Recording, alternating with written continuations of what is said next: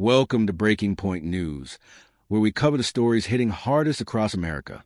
It's January 24th, 2026, and Minneapolis is once again a flashpoint, this time over a reported shooting involving federal law enforcement, just weeks after ICE fatally shot Renee Nicole Good, a 37-year-old mother of three. Tensions are boiling over as protests fill the streets. Governor Tim Walz demands an end to federal immigration operations, and the Trump administration's mass deportation push expands to Maine with over 100 arrests dubbed Operation Catch the Day. Today we break down the latest conflicting accounts, a resigned FBI agent, a detained 5-year-old, clashes between state and federal officials, and why this crackdown is sparking nationwide outrage.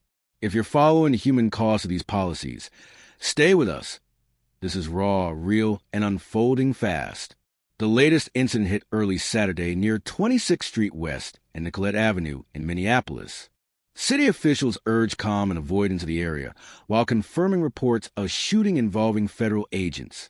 Details remain scarce. Police and federal authorities are still piecing together what happened, but the timing is explosive.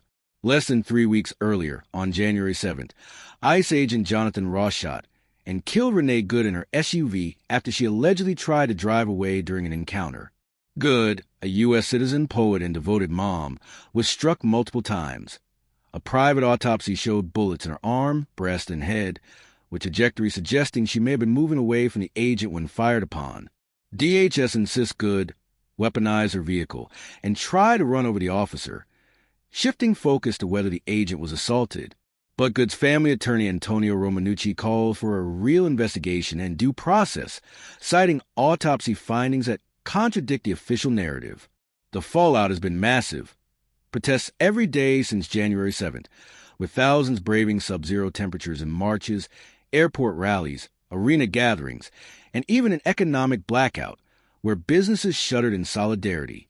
Residents demand ICE leave their neighborhoods, chanting against the aggressive raids sweeping up legal residents, citizens, and children. The human stories are heartbreaking. Take 5-year-old Liam Caneo Ramos from Columbia Heights Public Schools. On January 20th, ICE agents detained him and his father Adrian in their driveway after preschool drop-off.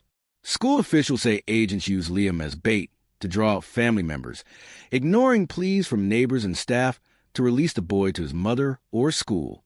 Witnesses begged agents not to take the child, but he was handcuffed and sent with his father to a family detention facility in Texas. Liam is the 4th child from his district detained in 2 weeks. ICE's Border Patrol Commander-at-Large Gregory Bovino defended the actions, calling agents experts in dealing with children and vowing to continue wholesale removals of criminal aliens. DHS insists operations target threats, but critics point at cases like Liam's pending asylum claim. No deportation order exists, yet he's in custody. The crackdown has expanded coast to coast. Maine, home to a large Somali community, became the latest target with Operation Catch the Day, netting over 100 arrests this week. Among them, a corrections officer recruit with a clean record who crossed the southern border in 2019. Cumberland County Sheriff Kevin Joyce called it shocking.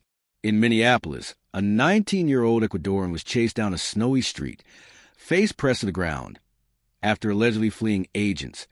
DHS says he crashed his car, and both he and his passenger remain detained pending removal. Federal-state clashes are intensifying. Governor Tim Walz demanded Trump end this operation and pull the thousands of violent, untrained officers out of Minnesota. Now, he spoke with the White House after the latest reported shooting, calling it sickening.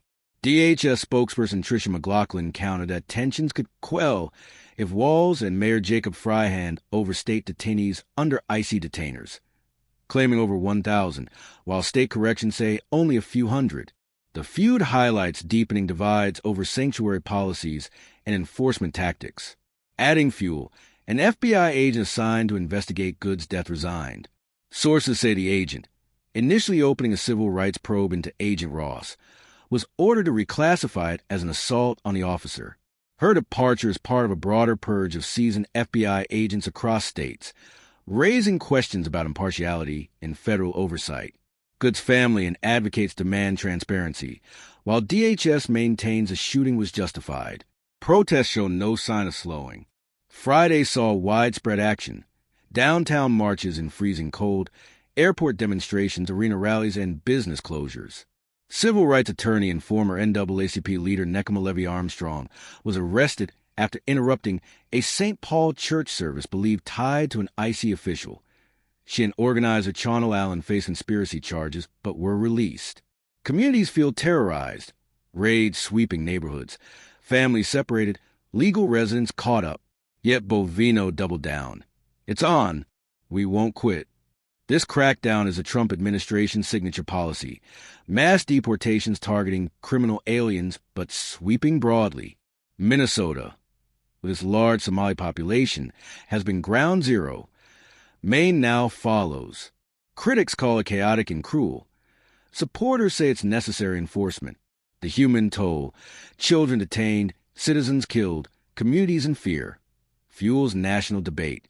As investigations continue, protests grow, and more states brace for operations, America faces hard questions. Security versus humanity? Enforcement versus overreach? The coming weeks will test resolve on all sides. What do you think? Is this crackdown justified or going too far? Share in the comments, like if this breakdown helped, subscribe for updates on these unfolding stories, and hit the bell. Thanks for watching. Stay informed, stay compassionate.